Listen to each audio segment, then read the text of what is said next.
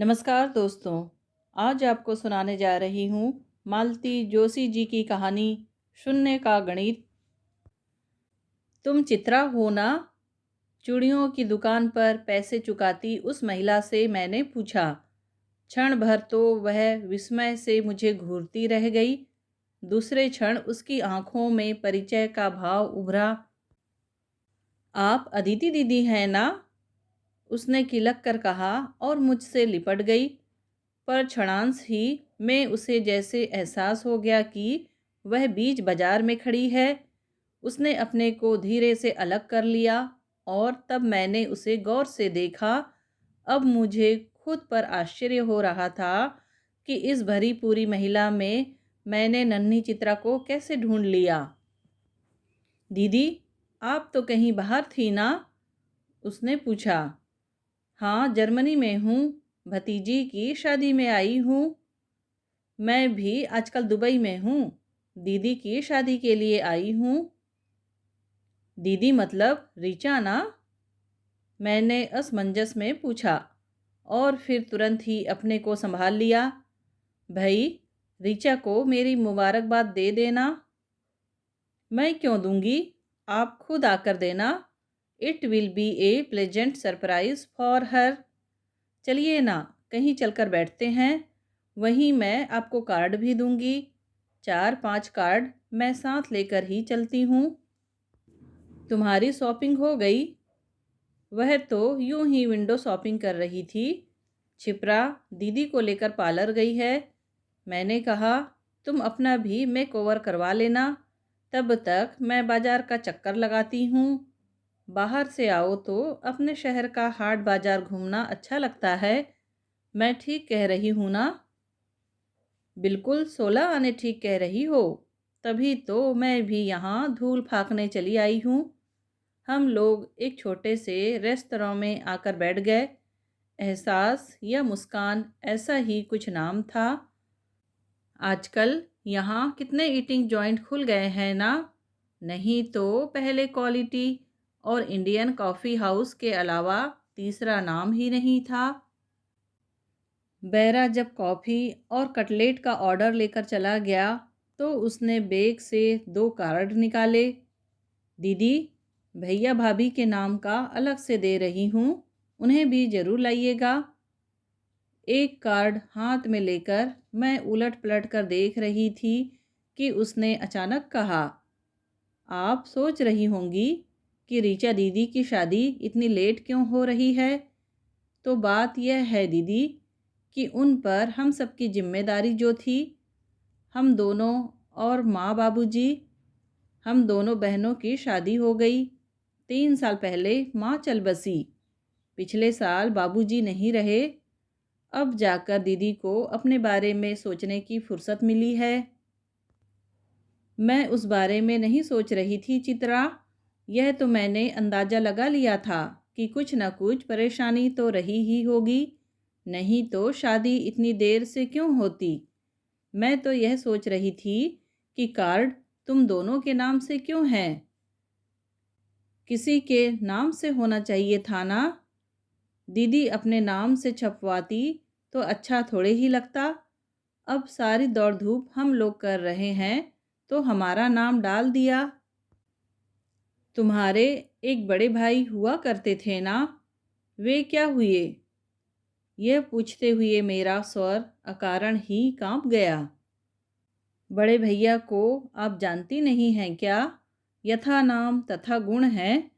पूरे गौतम बुद्ध हैं। एकदम निर्विकार, अनासक्त। और भाभी रानी हैं एकदम मंथरा का अवतार। ऐसी ईर्ष्यालु, झगड़ालू और कर्कशा औरत दुनिया में दूसरी नहीं होगी। ईश्वर भी कैसी कैसी जोड़ियां बनाता है।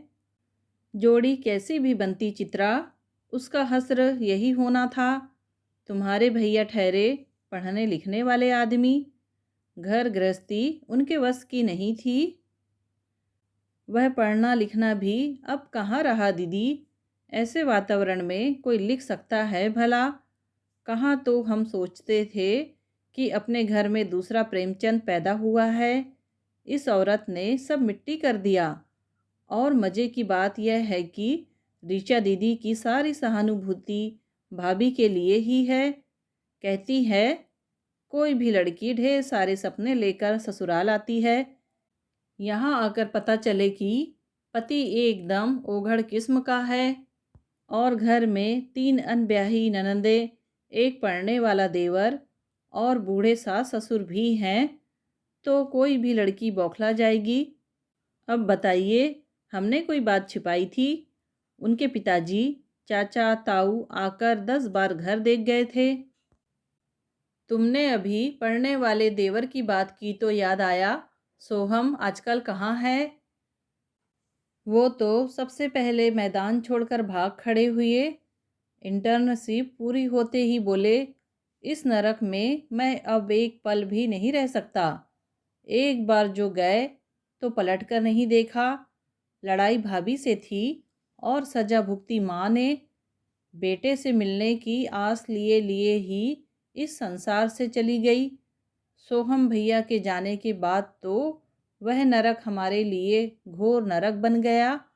भाभी के मन में तो यह बात जैसे बैठ ही गई कि बाबूजी ने जरूर छोटे को कोई खजाना सौंपा होगा, नहीं तो बिना रुपये पैसे के आदमी घर से बाहर कितने दिन रह सकता है।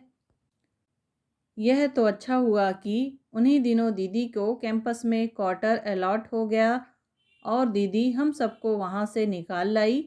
उसी की बदौलत माँ बाबूजी के आखिरी दिन आराम से कट गए। हम लोग भी ढंग से पढ़ लिख गई, नहीं तो क्या पता हम भी घर से भाग जाती। वह कुछ और कहने जा रही थी कि उसका मोबाइल बज उठा। हाँ, आ रही हूँ, उसने कहा और मोबाइल बैग में रखते हुए बोली, वे लोग फ्री हो गई हैं शायद, मैं चलती हूँ। पर दीदी, आपको शादी में ज़रूर आना है। मैं तो अभी आपको मिलाने ले चलती, पर दीदी बेवजह कॉन्शस हो जाएंगी। बड़ी मुश्किल से उन्हें पार्लर जाने के लिए राज़ी किया है, तो आइएगा ज़रूर। उसने फिर एक बार अपना आग्रह दोहराया। चित्रा के चले जाने के बाद भी उसकी बातें देर तक मेरे कानों में गूंजती रही। एक हंसता खेलता परिवार कैसे बिखर गया था। समझ में नहीं आ रहा था कि मुझे खुशी हो रही थी या दुख हो रहा था। मुझे वह शाम याद आई जब मैं आखिरी बार गौतम से मिली थी। मैंने उसे बताया कि पापा आजकल ज़ोर शोर से मेरे लिए लड़के देख रहे हैं, तो उसका वह तो इतना अप्रत्याशित था कि मैं तो अचकचा गई। मुझे समझ में ही नहीं आ रहा था कि क्या कहें, कि उसने ही बात आगे बढ़ाई। यह तुम मुझे इन्फॉर्म कर रही हो या मुझसे सलाह मांग रही हो? तुमने क्या आजकल मैरिज काउंसलिंग का धंधा शुरू कर दिया है? धंधा तो शुरू नहीं किया, पर तुम्हें सलाह दे सकता हूँ। कैसी सलाह? यही कि शादी ज़िंदगी का एक अहम मसला है। जो भी फैसला लो सोच समझ कर लेना, किसी के दबाव में मत आना, वही करना जो तुम्हारा मन कहता है।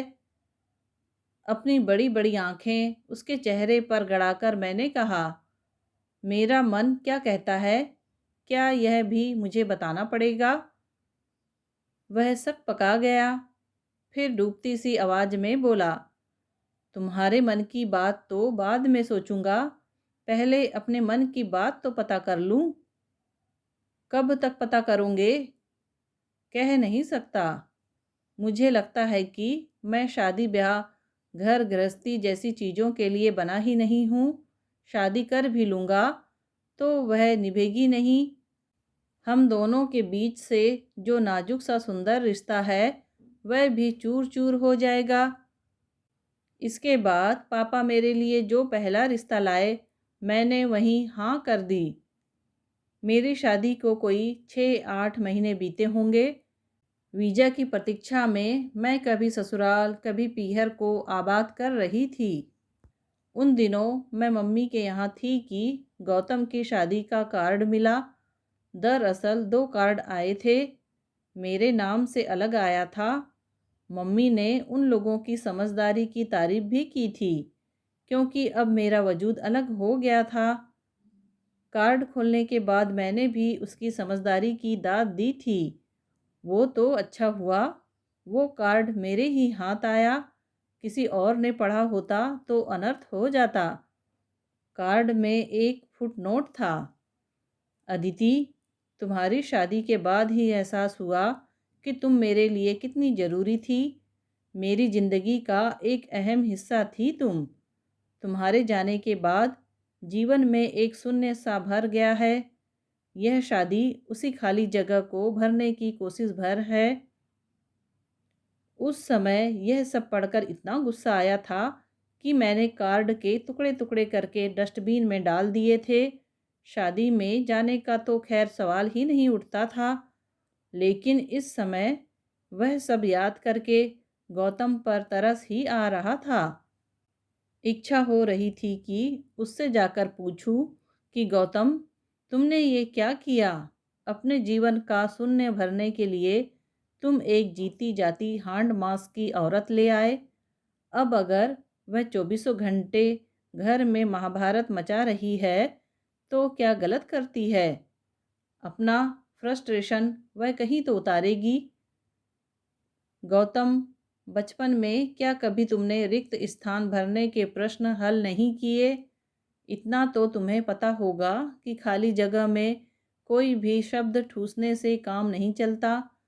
वहाँ तो बस सार्थक या कम से कम समानार्थक शब्द भरने से ही बात बनती है, और एक शून्य को दूसरे से भरने की कल्पना तो एकदम ही हास्यास्पद है।